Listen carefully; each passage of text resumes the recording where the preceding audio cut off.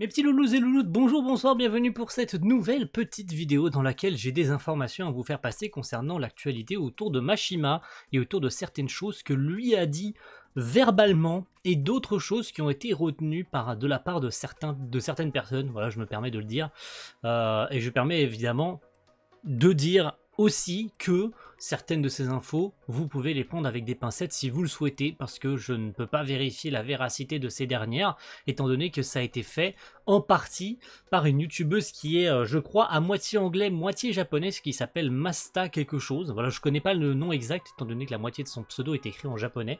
Masta Manga, hein, c'est le nom de son Twitter, et je crois, hein, sans vraiment m'avancer, qu'elle a eu le droit, quand Mashima est venu à la Comic Con de San Diego en Amérique, l'interviewer. Donc elle a pu lui faire lâcher 2-3 informations autour de cette interview. Je crois que d'ailleurs cette interview est disponible sur sa chaîne YouTube. Je me trompe peut-être, hein, voilà, je me trompe peut-être dans mes infos, j'ai pas fait beaucoup de recherches là-dessus. Mais ce qui est sûr, c'est que cette dernière a posté pas mal d'infos concernant Mashima, beaucoup de tweets concernant Hiro Mashima, et 2-3 ont retenu mon intention, et surtout deux d'entre eux que Mashima a dit verbalement, l'un dans un live YouTube qui date d'il y a un petit moment maintenant, du 9 juillet. Je remercie Léo qui a... Enfin, je remercie. C'est Léo, hein, qui a posté ça sur le Discord de Léo et Max, hein. Je vous conseille d'aller le rejoindre parce qu'on lâche beaucoup d'informations sur le manga. On a un channel dédié à Eden Zero concernant le manga et l'animé. Et là-dedans, Léo, le 20 août, il a lâché un petit tweet, un petit message en mode Mashima a dit tel truc dans le live, etc. Étant donné que tout est dit en japonais, hein. Donc si vous comprenez pas le jap, vous pouvez pas savoir. Et il a lâché des trucs concernant notamment Fairy Tail, la quête de 100 ans. Mais on va en parler, et aussi Eden Zero. Mais voilà, soyez attentifs. Donc on va commencer par les informations que Masta Manga nous a lâchées sur Twitter. La première, retenez-le bien, hein, c'est qu'il travaillerait sur une nouvelle série en parallèle d'Eden Zero et de Fairy Tail, la quête de 100 ans. Je me suis un peu perdu, excusez-moi. Et qu'il sera encore plus occupé d'ici les prochaines semaines. Alors, qu'est-ce que c'est vraiment qu'est-ce que c'est censé vouloir dire? Est-ce que Mashima travaillerait pas sur le successeur d'Eden Zero? C'est très bizarre dit comme ça, étant donné qu'on a eu j'ai eu un petit surplus d'informations, c'est que apparemment il aurait joué à un jeu vidéo récemment, il y a pas longtemps, et que ça aurait été très similaire à la série qu'il était en train de préparer. Et en jouant ce jeu, il a décidé de réécrire un peu l'histoire. Parce que visiblement ce jeu auquel il a joué, ça l'a un peu influencé dans son scénario, et vu que ça se ressemblait beaucoup, il a décidé de réécrire une partie du scénario qu'il avait écrite précédemment. Mais de quel genre de série pourrait-on parler? Est-ce qu'on parle d'une nouvelle série qui sera à terme le remplaçant d'Eden Zero, étant donné qu'on sait que le manga est à plus de la moitié, et qu'il resterait quoi, 1 an ou 2, voire allez, 2 ans et demi avant la fin d'Eden Zero, mais ça pourrait aller plus vite qu'on ne le pense, ou bien c'est juste une série temporaire qu'il a décidé d'écrire un peu à l'instar de Gate of Nightmare, même si c'est pas lui qui écrit le scénario, hein, vous avez compris. Mais ça pourrait être quelque chose de supplémentaire, étant donné que ça va me permettre de rebondir un peu après, notamment lors du live YouTube où il a parlé verbalement sur la quête de 100 ans, qu'il n'est plus vraiment sur la quête de 100 ans. Et j'y reviendrai d'ici quelques instants, restez ouverts sur ça.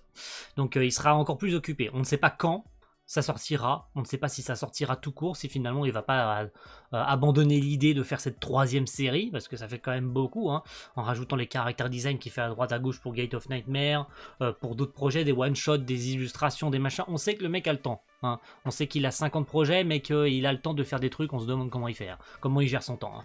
Mais cette série en supplémentaire, on sait pas trop ce qu'il en est, mais on verra bien si à l'avenir il la sort ou pas, et quand est-ce qu'il compte la sortir. Deuxième petite information, et ça va concerner principalement Mashima Heroes. Et oui, il a dit des choses concernant Mashima Heroes, notamment sur la suite de Mashima Heroes en manga, et l'adaptation en animé de Mashima Heroes. Alors, ne vous emballez pas, je vais vous dire pourquoi. Premièrement, c'est que Mashima Heroes, la suite, pourrait arriver n'importe quand. Voilà, il sait pas quand est-ce que ça pourrait arriver, c'est du jour au lendemain, il pourrait se décider à écrire la suite de Mashima Heroes. C'est pas dans ses plans, voilà, c'est absolument pas dans ses plans actuels de dessiner la suite de Mashima Heroes, mais il y a une chance qu'un jour ou l'autre, il est paf, genre Mashima Heroes, voilà, il pourrait sortir ça. Il pourrait carrément sortir la suite. Et concernant l'adaptation en animé de Mashima Heroes, il y a une raison pour laquelle il n'y a pas d'adaptation en animé pour l'instant de Mashima Heroes, et qu'il n'y en aura probablement pas, c'est qu'en fait, c'est difficile à animer. Pour la simple et bonne raison que, et je vais faire très concis pour éviter de me perdre et que de vous perdre, hein, généralement, le problème c'est que pour les différents studios qui pourraient mettre en place cette adaptation de Mashima Heroes, ce serait très compliqué d'imposer un style pour adapter Mashima Heroes. Pourquoi? Parce que vous savez qu'Eden Zero a son style d'animation chez JC Staff, Fairy Tail a son type d'adaptation et son style graphique chez One Picture, et puis Rave Master, ça fait des années qu'on n'a pas eu d'adaptation. Si vraiment on passe à côté de l'OAV, hein. Ça fait depuis le début des années 2000 qu'il n'y a pas eu d'adaptation de Rave Master. Et il avait aussi son style, mais c'est le style des années 2000 et de Studio Dean, donc ce serait très difficile. Et le truc, c'est que ils arriveraient pas à se mettre d'accord et à arriver à mettre un style global sur l'adaptation. Passons ensuite, du coup, à ce fameux live, et là cette fois-ci ce sont des informations véridiques, hein, contrairement à ces deux premières qui ont été dites donc par Masta Manga. Cette information par contre elle est véridique parce qu'elle a été dite par Mashima lors d'un live posté, je l'ai en face des yeux, le 9 juillet, où il faisait des dessins pour la communauté. Vous savez que des fois il fait des lives où il dessine des différents personnages proposés par les gens dans le chat. Et je vais me permettre de lire tout ce que Léo a dit sur le Discord, parce que c'est très intéressant, il a vraiment résumé tout dans les moindres détails. Truc intéressant que je ne savais pas dans cette vidéo de Mashima. Dans cette vidéo où Mashima dessine des personnages à la demande, je vais me permettre de mettre le tweet ici, après avoir montré ses vieux dessins, il dit qu'il ne se souvient plus bien de comment est Aileen pour la dessiner quand on lui demande. Du coup, il pioche dans les tomes de la quête de 100 ans et explique que ce n'est plus lui qui dessine, mais qu'elle apparaît quelquefois dedans. Mais il sait plus quand, il sait plus où.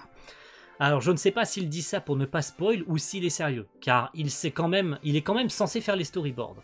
Mais toujours est-il qu'en ouvrant le tome, il fait « Ah, mais elle est à poil, on m'avait dit pourtant que pas à poil, MDR ». Du coup, il n'a pas pu avoir de modèle pour la dessiner avec des vêtements. Il semble aussi donc qu'il ne sache pas totalement ce qu'il se passe dans ce manga. Un peu plus tard, quand on lui demande Ignia de Fairy Tail la quête de 100 ans, il explique qu'il fait tous les caractères design des personnages, mais qu'ensuite c'est Ueda qui se charge de les dessiner et de les faire vivre. Donc c'est la première fois depuis qu'il a dessiné le caractère design du personnage qu'il le redessine à nouveau. Du coup, il était stressé. Qu'est-ce que c'est censé vouloir signifier, en sachant que c'est dit ouvertement, hein, qu'il n'a pas dessiné les personnages depuis que il les a caractère designés. Ce qui veut dire qu'il ne fait plus, et là, vraiment, c'est vraiment une interprétation personnelle, mais je le pense comme ça, hein. Et en plus, il le dit dans son message, Léo, car il est quand même censé faire les storyboards. Donc ça veut dire qu'il est censé préparer, il est censé faire les Nemu pour que derrière, Ueda passe au propre. Mais il ne sait plus comment dessiner ses propres personnages. Comme si ça faisait longtemps qu'il n'avait plus aucun visu sur sa propre œuvre. C'est comme si, et là je vais vraiment le dire avec un terme plutôt fort, c'était plus lui qui se chargeait de la quête de 100 ans. À part les caractères design, il ne travaille plus sur la quête de 100 ans. Il ne fait plus les storyboards, il s'occupe plus de l'histoire, il s'occupe plus des personnages, il s'occupe plus de rien. Comme si la quête de 100 ans n'était plus son manga.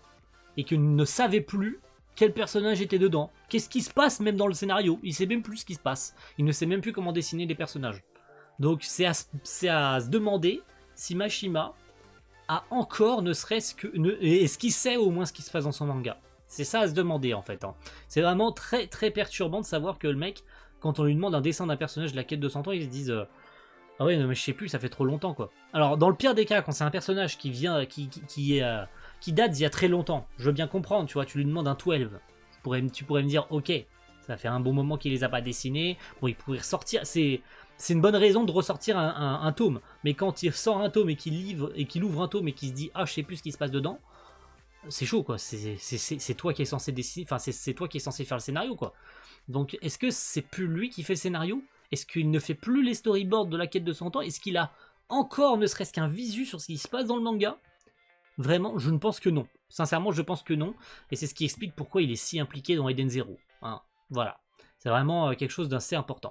Et du coup, ça permet de rebondir avec ce qu'il disait, avec ce que je disais, et sur l'autre série qu'il prépare, avec en parallèle d'Eden Zero et de la quête de 100 ans. Je trouve ça un peu ironique, étant donné qu'il ne travaille plus vraiment sur la quête de 100 ans, et qu'il est vraiment concentré à, on va dire, 90%, 95% sur la quête de 100 ans. C'est sur Eden Zero, pardon. C'est vraiment, on exclut les caractères design de la quête de 100 ans qui, pour le coup, ne doit pas lui prendre 50 ans, hein, sincèrement. Mais est-ce qu'il fait encore les storyboards de la quête de 100 ans? Vraiment, c'est à se demander. Sincèrement, c'est vraiment à se demander s'il fait encore ses storyboards. Et la dernière information, et ça a été dit dans un space Twitter, que vous pouvez trouver encore sur son compte perso. C'est un space qu'il a fait il n'y a pas très longtemps, cette semaine. Hein, il a fait le space Twitter en début de semaine. Et il a annoncé, et là c'est pour Eden Zero, que les prochains chapitres seraient traumatisants pour tout le monde. Vous savez que quand Mashima lâche un truc pareil, ça va annoncer des trucs de dingue. Vous savez déjà qu'il y a un bon moment, lors de Space, il avait déjà annoncé que Eden Zero allait entrer dans des bails sombres, même très sombres, que le manga allait sombrer dans des trucs gore de malade, et il nous réannonce encore maintenant que dans les prochains chapitres, ça veut dire que, genre pas dans le prochain arc ou prochainement, voilà, pour faire un truc global, prochainement, non, dans les prochains chapitres. Ça veut dire que dans le 205 qu'on aura la semaine prochaine, dans le 206, dans le 207, dans tous les prochains chapitres qui vont arriver dans les prochaines semaines, on va avoir des trucs traumatisants.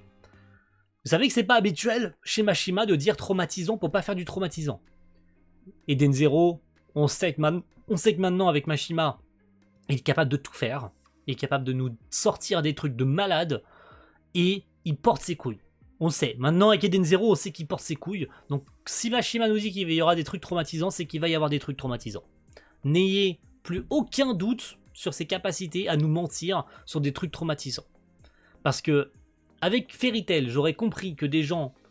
Si Mashima avait dit que c'était traumatisant et que derrière, il fait revenir ses personnages comme il l'a fait avec Fairy Tail, Eden Zero, il ne fait pas revenir ses personnages. Donc, le côté traumatisant, gore et tout ce que vous voulez d'Eden Zero est légitime. Complètement, il n'a jamais menti sur la marchandise, hein, on peut être sûr et certain de ça. Donc soyez prêts à pleurer du sang avec Eden Zero, soyons prêts tous d'ailleurs à pleurer du sang dans les prochains chapitres du manga, parce que ça risque d'être assez fou. Je pense qu'on va on va pleurer du sang dans les prochains chapitres, parce que vu les révélations déjà du 204, voilà. Voilà. Je pense que vous êtes d'accord avec moi, vu les révélations du 204. Donc restez à l'écoute, restons tous à l'écoute. Voilà, merci à tous d'avoir suivi cette petite vidéo, c'était 3-4 informations que je voulais vous communiquer du coup. Donc à vous de croire ou non en les paroles de Masta Manga, hein, de cette interview. Pour vous, est-ce qu'elle est légitime? Est-ce que c'est juste quelqu'un qui n'a pas vraiment interviewé Mashima et que c'est des trucs qu'il a inventés ou qu'elle a inventé plutôt? À vous de les interpréter à votre manière, si vous y croyez ou non, hein, ça regarde que vous. Maintenant, je vous les communique parce que j'avais vu passer que Masta Manga avait interviewé Mashima. Est-ce que c'est réel? Est-ce que c'est faux? Voilà, je n'en sais rien. Il est nécessaire pour moi de remplir un peu la vidéo, voilà. Même si c'est de la grosse chiasse, non évidemment non, si je trouvais pas ça légitime, je les mettrais pas dans la vidéo. Hein. Mais je trouve que c'est plutôt cohérent avec ce qu'il nous avait déjà dit il y a quelques mois. Donc que ces informations reviennent maintenant, qu'il en parle, ou même que Masta Manga en parle, même si c'est un tiers qui en parle, je trouve ça plutôt légitime avec ce qu'il nous a déjà dit il y a quelques semaines, ou ce qu'il dit verbalement dans les Space Twitter. Par contre, ce qu'il dit verbalement, c'est pas des mensonges, il peut pas mentir, on peut pas mentir, c'est impossible, c'est dit verbalement par lui-même dans les Space Twitter, en vocal, aux gens qui écoutent, donc ça peut pas être faux, hein, voilà, notamment Eden Zero ou le live, hein, tout ce qu'a dit Léo, tout ce qu'a relayé Léo plutôt dans le Discord, que je vous invite encore une fois à rejoindre, hein, le Discord de Léo et Max, donc tout est vraiment légitime, hein, tout a été dit verbalement par Mashima, donc on peut pas inventer quelque chose que Mashima a dit verbalement. Ça serait ridicule, vous avez compris? Donc voilà, à vous d'y croire ou pas. Mais en tout cas, restez à l'écoute concernant Mashima Heroes, concernant la quête de 100 ans. Est-ce qu'il va nous avouer un jour ou l'autre que finalement il travaille plus sur la quête de 100 ans et que c'est Ueda qui a les pleins pouvoirs, un peu à l'instar de Dragon Ball Super. Est-ce qu'il compte faire une suite à Mashima Heroes? Donc je le disais, est-ce qu'il nous a menti sur la marchandise d'Eden Zero? Mais je pense que non, hein, sincèrement, restons à l'écoute, parce que vu le chapitre 204 déjà, comment il était ouf, je pense qu'il a pas menti du tout sur la marchandise. Donc voilà. Passez une bonne journée mes amis, une bonne soirée, et puis on se retrouve évidemment, on se retrouve la semaine prochaine pour le chapitre 205 du manga. Et puis ce week-end, parce que cette vidéo sortira probablement vendredi, pour le live, hein, voilà, pour le live Mashima. Donc je vous y attends, on sera là tous les deux avec Sam, donc venez, on va discuter, voilà. Passez une bonne journée, une bonne soirée, à la prochaine, ciao, bye.